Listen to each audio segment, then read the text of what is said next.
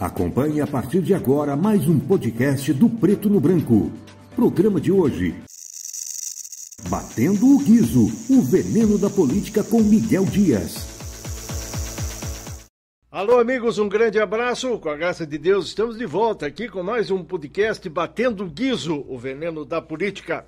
Recebendo hoje com satisfação o presidente da AMIC Paraná, Giovanni Borges, cidadão de Cascavel, na área da contabilidade, tem a sua atividade profissional já há quantos anos, Giovanni? 34 anos. 34 anos. E, evidentemente, pai de família, partícipe ativo dos eventos da comunidade, tem condições de conversar conosco sobre todos esses assuntos. E queremos agradecer a gentileza de estar aqui nesse podcast, uma maneira de interagir com a nossa sociedade, para a gente conversar a respeito do desenvolvimento.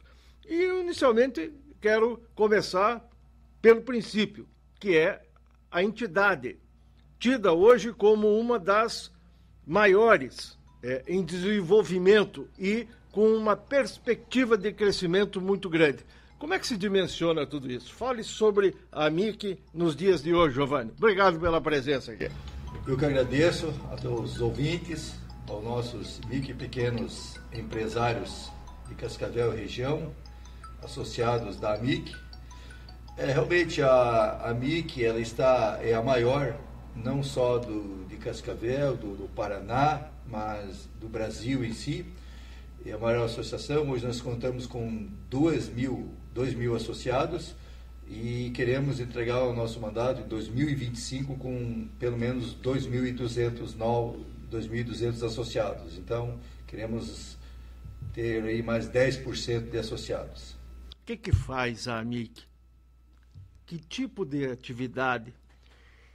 E esse número de associados? A pergunta é um número compatível com a própria demanda hoje do nosso mercado, a existência aí dos estabelecimentos? Ou ainda nós temos que expressar a verdadeira vantagem do associativismo nos dias de hoje? Porque se todo mundo correr sozinho, separado, cada um para um lado, até podemos chegar aos nossos objetivos, mas eu acho que a corrida vai ser com mais obstáculos. Agora, se houver uma união e uma associação, o próprio nome já diz, junta, por que será que muita gente ainda não despertou para essa realidade das vantagens que tem ser um sócio de uma AMIC? Nós temos realmente um território muito grande para cobrir ainda, cabe bem mais associados na AMIC e temos bastante demandas, mas essa questão de se associar é que as pessoas, muitas vezes, pensam no valor que vão pagar mensal, mas não fazem os cálculos das vantagens que eles vão ter. O nosso carro-chefe hoje da AMIC seriam os convênios de saúde, tá? Hoje temos, apesar que nós temos Unimed também, convênios com a Unimed, mas nosso carro-chefe são os convênios que as pessoas que não têm condições de pagar uma Unimed, ela pode fazer consultas, se associar através da AMIC, convênios, onde os médicos, clínicas, hospitais, nós conseguimos um desconto para o nosso associado.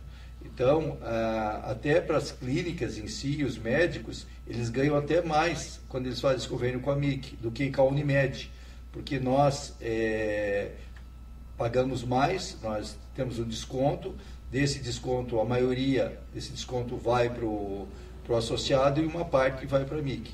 Qual que é a vantagem que os médicos, clínicas vejam nesse convênio da AMIC? Eles recebem, além de receber mais do que a Unimed paga, eles recebem em dia. Por quê? Porque quem garante esse pagamento é a AMIC. Pra você ter uma ideia, independente do associado ou do funcionário do nosso associado pagar essas consultas, esses exames, laboratórios e clínicas, a AMIC paga o médico laboratório. O prestador de serviço, então, não fica com aquela preocupação. Não fica. Que em muitos casos, hoje em dia, é o que leva muitos prestadores de serviço a não querer atender convênios, se afastar de outros compromissos, né? Questão da inadimplência, né? Muitas vezes. Isso, inclusive, para cobrir essa questão de inadimplência, para honrar esses compromissos com as clínicas, nós temos um valor que fica guardado para eventuais problemas financeiros. Graças a Deus nunca aconteceu, mas a gente sempre tem uma reserva já para cobrir isso aí, porque todo dia 7 de cada mês a gente faz todos os pagamentos para as clínicas. O gerenciamento de uma entidade do porte de uma AMIC é um desafio bastante importante. Daí porque nos momentos de decidir diretorias, presidências, decidir os comandos, se tem um cuidado muito grande na questão. Via de regra, não se vê o embate, bate-chapa, oposições e tal, denúncias, desafios e tal. Exatamente porque existe uma preocupação em andar sempre em cima da linha, na reta, financeiramente tudo em dia. A imagem da entidade é uma boa imagem e isso facilita para todo mundo. É mais ou menos esse o conceito, Giovanni? Com certeza, a gente tem que fazer as sucessões dos gestores, dos novos diretoria e pensar sempre na AMIC, porque se entrar um presidente ou a diretoria lá que de repente mude o caminho ou desvirtue o caminho ou use a AMIC, a entidade, para fins próprios, certo. Muitas vezes... Isso já aconteceu nos passados distantes aí, né? A gente sabe. Financeiramente ou politicamente, aí quem perde com isso aí vai ser a AMIC. Então, todo esse trabalho que a gente que outros presidentes fizeram e eu estou fazendo também, claro. Deixando o meu escritório, a minha família, muitas vezes de lado, sem ter um centavo de o quê? Você não recebe um salário de presidente? Não tem nada. Nós, o presidente, a sua diretoria não são remunerados. Não. Eu pergunto aqui só para deixar claro para o nosso amigo do outro lado. Não tem salário. Pelo contrário, nesse quesito, às vezes tem que tirar do bolso, né? Tem prejuízo, deixa de estar ganhando, né? Então, no mínimo. Não, você deixa de estar ganhando. Pra você ter uma ideia, eu fico na AMIC toda segunda... toda segunda-feira, toda terça-feira de manhã, sexta de manhã também. Sim. E mesmo assim ainda tem que sair, às vezes, fazer eventos, claro. E algumas coisas durante o dia ainda. Então, às vezes eu deixo o meu escritório, muitas vezes deixo a minha família também, porque às vezes tem eventos à noite, para ficar com a família e também para dar... Eu noto que você tem participado dos eventos, né? O presidente, Giovanni, presente em todos os eventos aí. Isso é necessário não só para fazer social, para interagir com a comunidade, né? Porque a AMIC, assim, a importância dela até transcende a questão da própria entidade em si, porque ela está inserida numa comunidade. Seus associados estão aí precisando de saúde, precisando de segurança, precisando de educação, precisando de uma série de providências, rua, água, luz e tudo mais. Então, quer dizer, uma entidade forte ajuda também nesse sentido ou você não se preocupa com isso? Não, com certeza. E não é só... Para mim não tem nada de parte social. Para mim, realmente, a AMIC está em todos os locais que eu participo, não é mais nada para agradar ninguém, nada é social. Realmente, para mim, que está onde está acontecendo o fato, onde está acontecendo o evento, alguma forma de colaborar com a sociedade e com nossos micro e pequenas empresas. Precisamos realmente, você citou a questão de asfalto, questão de água, então isso aí é infraestrutura. E o empresário, ele precisa de infraestrutura. Se a cidade não tem infraestrutura, não tem como você investir, uma empresa nova, fazer investimento, ou crescer essa empresa dele. Então tem que ter realmente investimentos, que é a infraestrutura básica. E lógico, escolas, educação, saúde, então isso a gente sempre está cobrando junto ao município, por isso que nós participamos de quase todos os conselhos que tem municipais, a gente sempre está participando, sempre com diretores, para a gente estar colocando também as demandas do nosso micro e pequeno empresário. E também, sempre estamos também nas demandas de reformas tributárias, estamos aí com pedido e com as análises de uma reforma tributária do município. Pois não, já vamos falar dela daqui a pouco. Estamos também pedindo também uma reforma com o Estado também. E agora, depois que passar essa questão do Estado e do município, a partir de outubro, novembro, nós vamos começar a atacar o governo federal para pedir algumas coisas também, algumas melhorias. Sim. Porque realmente o micro e pequeno empresário, ele precisa que o governo ajude a tirar as burocracias que tem e também o seguinte, não cobrar umas taxas e impostos absurdos. Certo. Porque eu sempre falo o seguinte, você não pode matar a galinha dos ovos de ouro. Então, se a galinha coloca um ovo por dia, se você começar a fazer colocar 2, você vai matar a galinha. E é isso que os nossos governantes, tanto federal, estadual e municipal, não estão vendo. Agora, essa reforma tributária que está aí, já que estamos falando no nível federal, é a redenção do galinheiro? Com certeza. Se não houver as modificações, que espero, aliás, todo mundo está esperando, que o Senado faça alguma coisa, e depois, com a legislação complementar, altere, resolva essa questão das alíquotas, porque o jeito que está aí desenhado, realmente nós, com certeza, iremos pagar muito mais tributos. E nenhum empresário está aguentando mais pagar os tributos que estão aí. Muita carga tributária, está muito pesada. Resumindo, como é que está a situação hoje? O empresário está trabalhando mais para manter o funcionário e também o governo. Mas agora, é o empresário que paga o tributo ou ele repassa o que vem e quem paga é o consumidor, é o cliente, é aquele que contrata a prestação de serviço? Como é que é essa conta aí? Não, realmente, ele repassa, só que o que ele está conseguindo repassar é muito pouco. Até antigamente, você tinha uma margem de lucro. Sim. E essa margem de lucro, ela está em linha tênue, está muito pouco.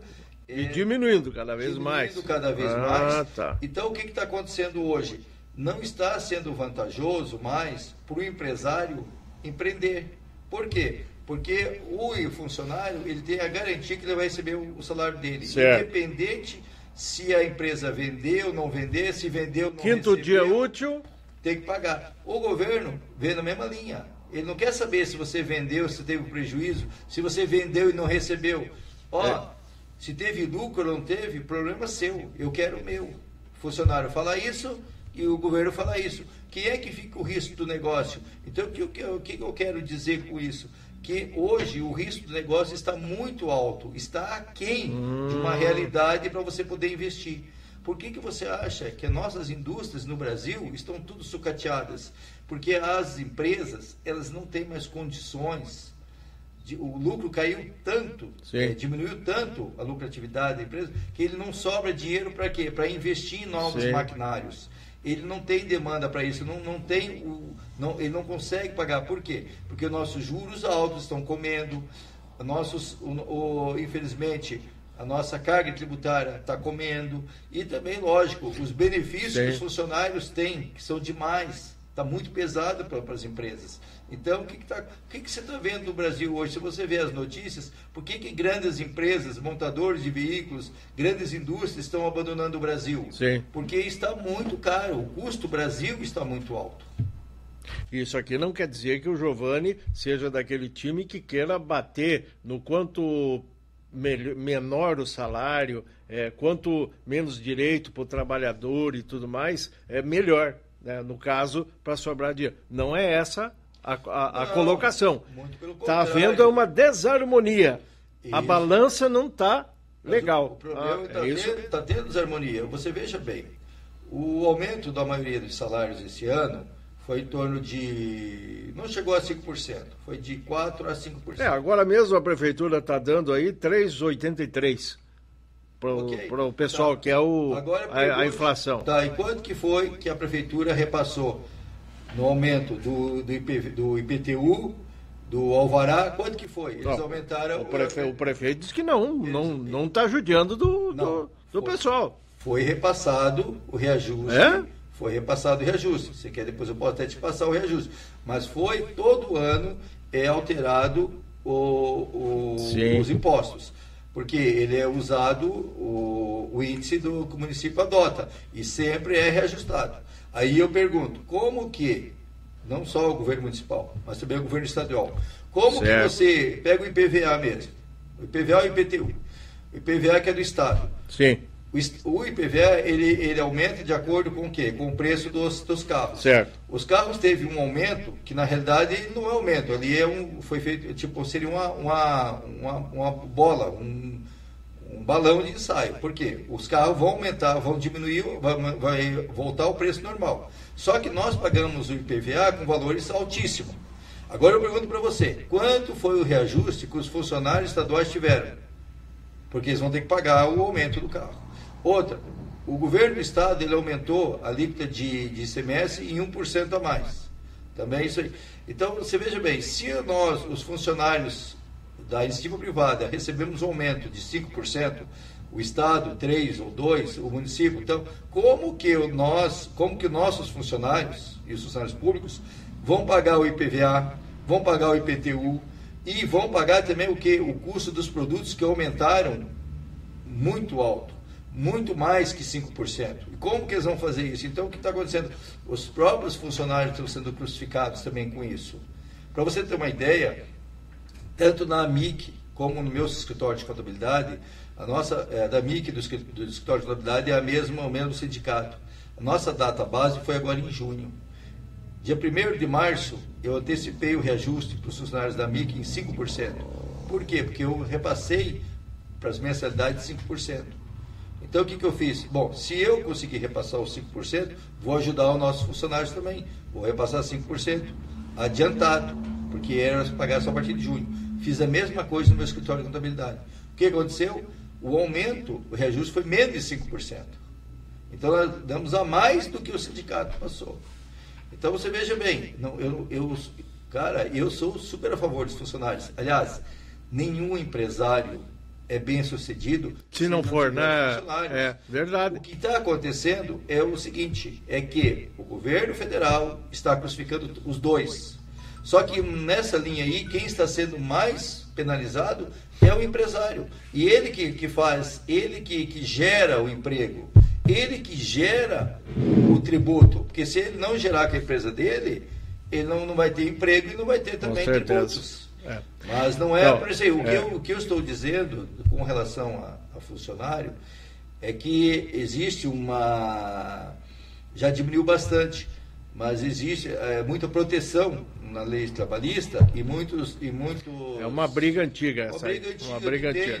E houve já realmente uma alteração na legislação, só que precisa ter mais, porque que são as reformas que falam, as reformas tem que fazer. Sim. Porque realmente se o empregado e o patrão não se unirem os dois juntos, os dois vão perecer.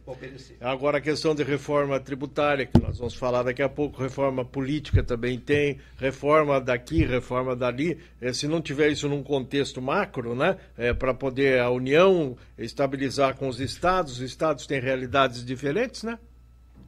Aí os municípios aí também, 5.500, 5.700 municípios no Brasil também, com realidades diferentes, prefeituras também com realidades diferentes, mas todo mundo com os mesmos cidadãos envolvidos, viu, Giovanni? São os mesmos cidadãos, não dá para ficar diferenciando, querendo um correr para um lado e outro para o outro. E aí eu pergunto, na questão econômica, na questão empresarial, o pequeno e o micro, a gente fala disso muito. Significa que vocês são de mal com a SIC, por exemplo, que em tese é dos grandes, ou não tem essas bobagens assim?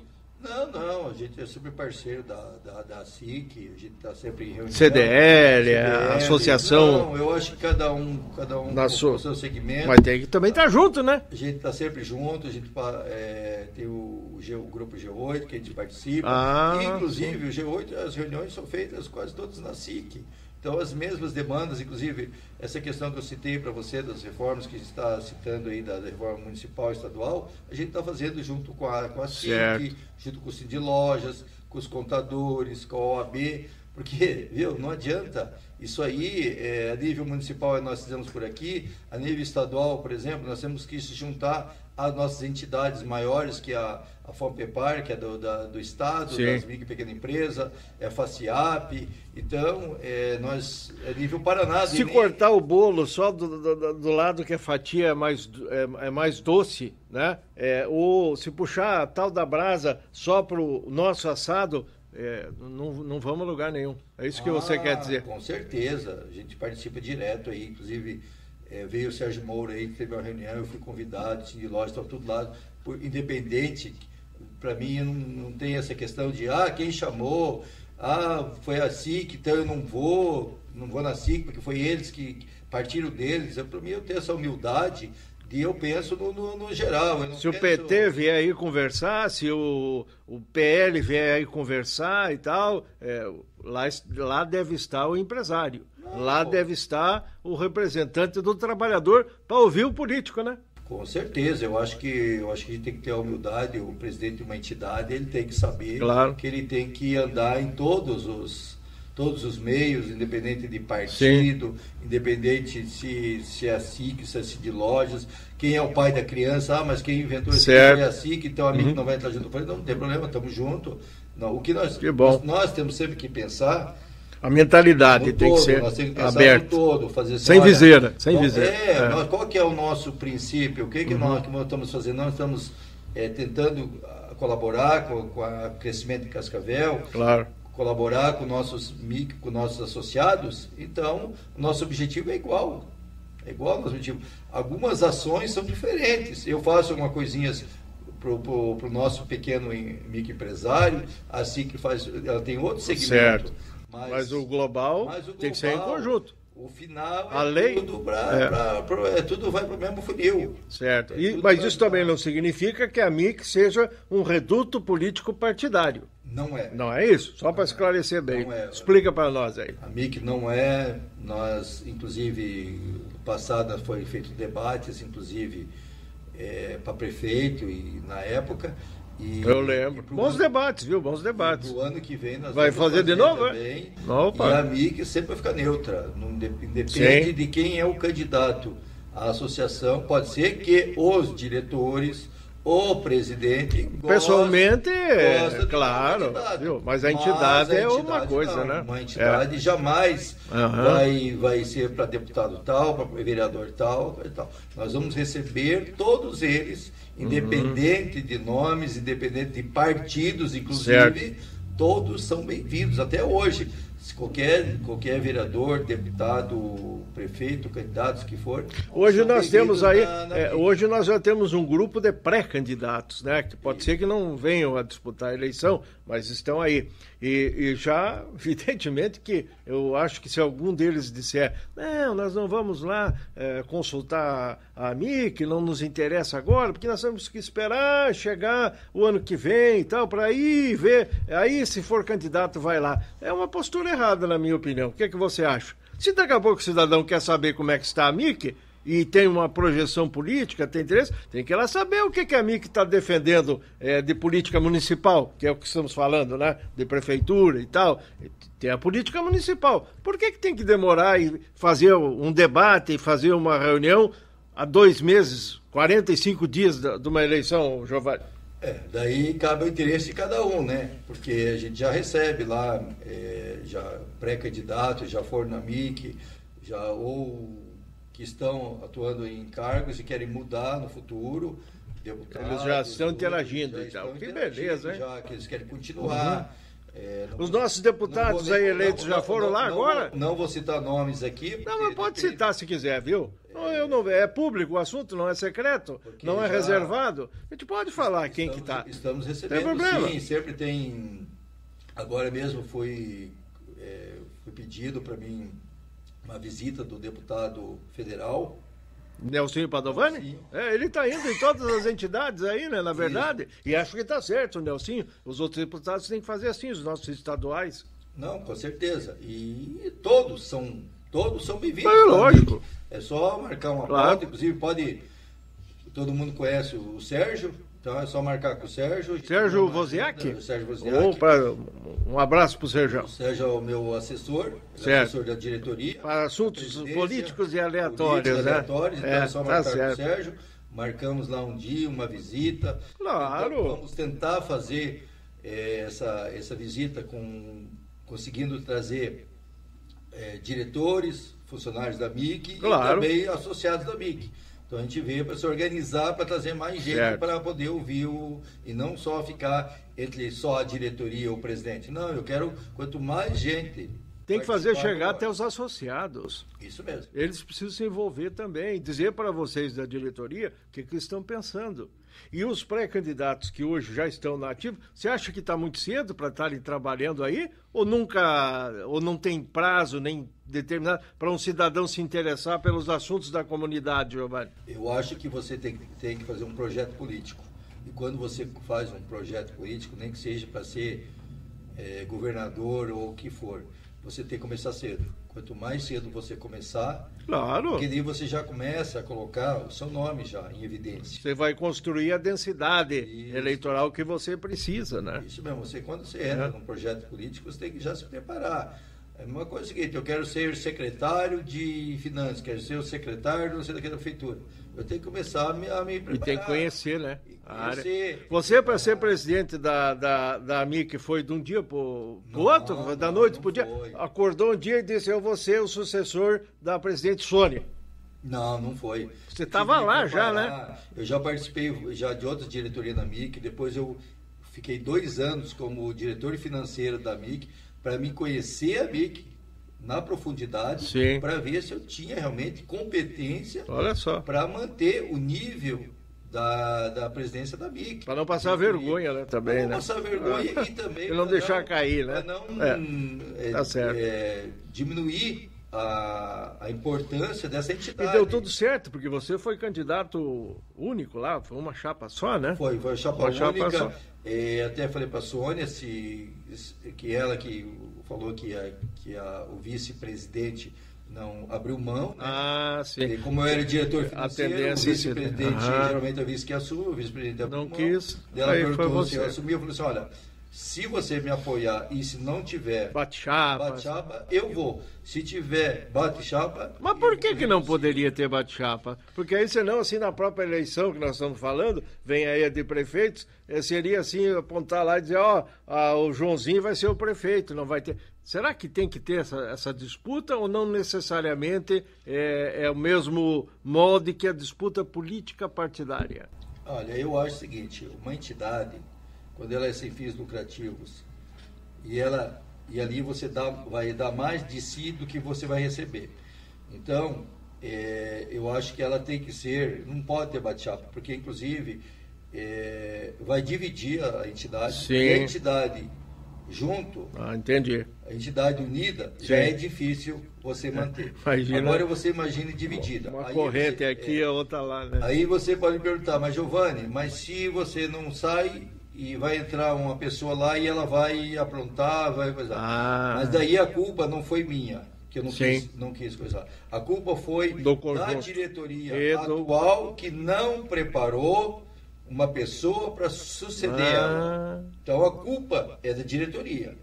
Eu acho o seguinte, então, o que eu vejo? Se eu não tenho alguém para me suceder, que eu tenho que tentar arrumar alguém para seguir a linha da MIC, para dar continuidade à entidade, eu tenho que escolher, ver alguém, preparar alguém. Se o presidente não preparou alguém, ele vai ter 2 opções. Ou ele vai para a reeleição, ou ele vai ter problema. E a culpa vai ser dele, porque ele não soube conduzir a entidade. Certo. Pedro, por gentileza, a campainha está tocando desesperadamente. Eu não sei se o Leozinho saiu ou não.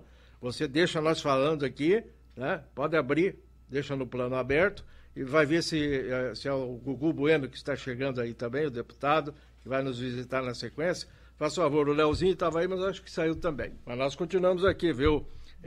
O presidente da AMIC está aqui conosco, o Giovanni Borges. O governo, nosso deputado, vem também fazer uma visita, dar uma entrevista e tal. É importante nesse momento, né? Todas essas colocações. Agora, voltando aqui à nossa questão municipal. Nós temos a prefeitura informando que em 7 anos nós crescemos no número de empresas, assim, de uma forma fantástica. 26 mil novas empresas. Vamos arredondar. Quase 27 mil novas empresas cadastradas aqui no município em 7 anos. Fazendo uma média rápida, você é bom com os números, é um bom número, né? É evidente que abriram aí e tal. O que isso significa, na realidade, para o fomento e tal, essas questões aí de micro, de pequenas, também questão de mão de obra. E junto na conversa, quero lhe perguntar se procede. Nós estamos cada vez com menos interessados em trabalhar, em ocupar postos de serviço? O que está vendo com a nossa juventude de hoje? Eu sei que é diferente do que acontecia na nossa época, no nosso tempo, quando a coisa era totalmente diferenciada. Cedo, aos 10 anos, por ali, um pouco mais, um pouco menos, a gente já começava a trotar aí atrás do que fazer, porque tinha que começar a produzir. Hoje, o que está acontecendo, Giovanni? Por gentileza, seu comentário sobre essas duas situações. Então, esse aumento de empresas abertas, um dos motivos são os MEIs, que foi criado os MEIs, e muita gente que trabalhava, tipo, de autônomo, manicure, vendedores, uma série de profissões aí, que resolveram abrir esse MEI. E para que o MEI? Uma para ter direito à aposentadoria, uma para ter direito a fornecedores, ter o seu CNPJ, também financiamento junto a bancos, uma série de coisas que levou essas pessoas a constituírem um MEI, uma empresa. Então, um grande número dessas aberturas, que está sendo citado na prefeitura, foi os MEIs. E segundo, também, houve uma grande demanda, que nem eu tinha comentado antes, sobre o custo de um funcionário hoje, uma empresa, ela é muito alta. Mas não ela é alta por causa do funcionário, é por causa dos tributos que é pago em cima desses funcionários. Para você ter uma ideia, quando você registra um funcionário, você paga 28%. 27%, 28%, seria 20% de INSS e mais 7,8% ou 8% em cima de terceiros. O que é o terceiros? Seria lá Senac, Sebrae, SESI, que é aquele terceiros que é pago para o INSS. Então você veja bem, um funcionário que eu registro, eu pago 28% só de INSS. Aí você soma mais fundo de garantia, aí você soma mais 13º, férias, 1/3 de férias, soma mais vale refeição, vale alimentação, soma mais vale transporte. Vai somar e vai aumentando. Vai somando. É verdade que dizem que o que o funcionário tira para o patrão é o dobro? Sim, eu não digo dá o dobro, mas ele dá em torno de 80%. Se você contar o 13º, férias, fundo de garantia, tudo isso aí ele dá 80% a mais.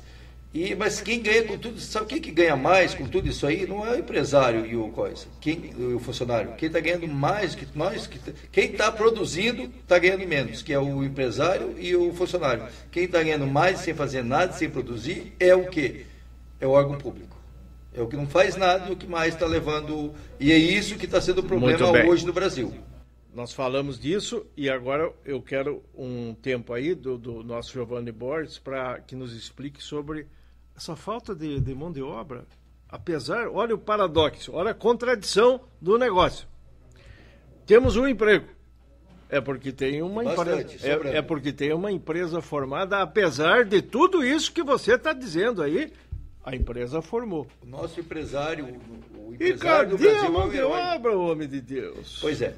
E daí, só terminando lá, já vou falar também sobre esse assunto, quanto ao aumento das empresas, que houve bastante sim, pois é. Houve também muita pejoratização de mão de obra. O que acontece? muitos funcionários, eles abriram empresa. Então, em vez de eles ser CLT, carteira assinada, eles foram abrir empresa. Então, houve muita demanda nisso e também no acréscimo de empresas novas. Por que a pejoratização? Por causa do custo de impostos para registrar um funcionário, grandes empresas contrataram os seus gerentes. Partiram para esse expediente. Para ganhar uma alternativa. Em vez de ele ser CLT, as empresas estão pagando como outra empresa. Como MEI. Como MEI ou como empresa normal. Até por isso muita gente pergunta assim, quando vai falar numa contratação de serviço, escuta, você tem a sua MEIzinha? A sua MEIzinha? Eles falam assim, você já fez a sua MEIzinha? Isso. E muita gente nem sabe o que é ainda. E aí diz, mas é fácil fazer. Vai ali na prefeitura, faz isso. Pede um cadastro, né? Uma senha. Uma senha e tal. E aí, então, a prefeitura conta isso como uma empresa nova e tal. Mas, na verdade, não deixa de ser. Mas, na verdade, muitas vezes... Na verdade, é uma empresa. Mas, na verdade, é uma salvação. Se agarraram na tábua lá para salvar uma outra. Senão a outra não ia prosperar. Olha só como é que ficou o negócio, né? Só que nesse caso, por exemplo, quando você faz essa pejoratização, quem acaba se prejudicando com esses valores é o próprio funcionário, né? Então, para a empresa não demitir, acaba fazendo isso. Por quê? Porque a carga tributária é muito alta. Então, quem está fazendo todo esse burbúrio, todo esse problema que está causando isso aí, é o órgão público com a grande mão pesada em cima dos tributos. Me conta se isso procede. Eu escutei isso, viu, Pedro? Falta quanto, Pedro? 5 minutos? Vamos pichar um pouquinho, uns 10 ainda. Aí a gente já... O Gugu mesmo que chegou? Está aí o deputado, né? Daqui a pouco nós vamos falar com ele também. Assim, hoje nós temos um sem número de famílias, jovens e tal, que estão amparados por programas governamentais, programas oficiais e tal, né?